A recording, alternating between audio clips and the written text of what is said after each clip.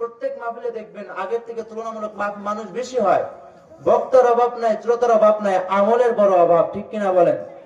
এশারের পরে বয়ানের প্যান্ডেল ভরা, অথচ বয়ানের পরে ফজরের নামাজ হবে, সেই সময় মসজিদ খালি, ঠিক কিনা বলেন? এই বয়ান দিয়ে লাভ হবে? আরো জোরে বলেন। আমার বয়ান কেন, মক্কা মদিনার ইমাম সাহেবের বয়ানে যদি শুনেন, আল্লাহর কসম করে বলে যায়, ফজরের 2 রাকাত সুন্নত নামাজের সমপরিমাণ সওয়াবও এত বিশাল বয়ানের মধ্যে নাই। অর্থাৎ ফজরের 2 রাকাত সুন্নতের যে পরিমাণ দাম আছে, এজন্য আমলের নিয়তে শুনবো ইনশাআল্লাহ।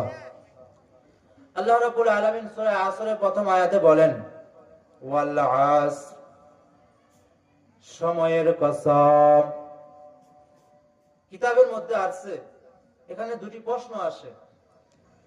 1 নাম্বার প্রশ্ন, আল্লাহ রাব্বুল আলামিন কেন কসম করলেন? সময়ের কসম করলেন না, আল্লাহ কসম কেন করলেন? 2 নাম্বার